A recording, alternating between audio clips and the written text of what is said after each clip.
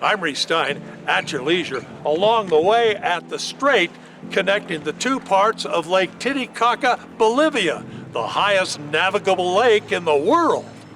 A pair of Andean gulls escort our ferry across the strait to the peninsula and city of Copacabana, near Lake Titicaca's south shore.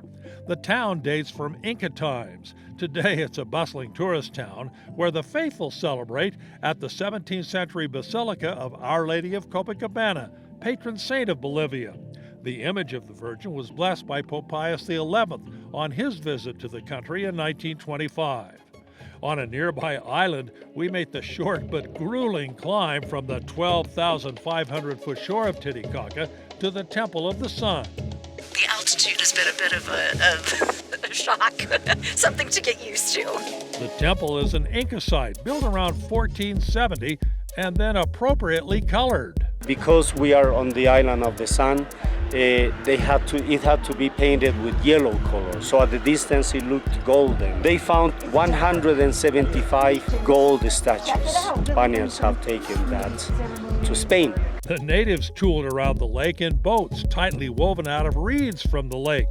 Helena and Evelyn enjoy a ride in a canoe-sized reed boat. We visit the home of Porfirio Esteban, who still practices this ancient craft of reed boat building. His father, Paulino, helped build the boat for Tor Heyerdahl, whose voyages proved ancient man could cross the oceans.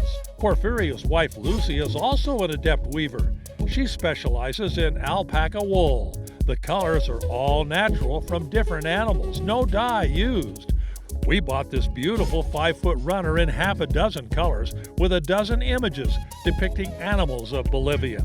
On a previous trip to the Peruvian side of Titicaca, we visited a village built on an island made entirely of these reeds.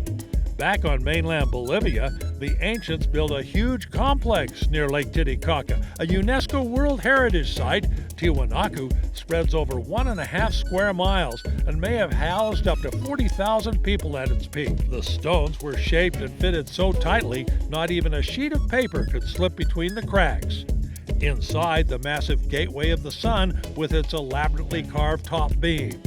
The oldest structure is this unusual sunken court, 90 by 80 feet. This temple was built by Tiwanaku civilization between 100 and 300 after Christ. This temple was devoted to the moon. It's called the Temple of the Moon. The inner walls of the temple are adorned with 175 stone heads, likely honoring past royalty. It's amazing because it reminds me a lot of Machu Picchu, and it has some of the same characteristics, but it's 1,000 years older.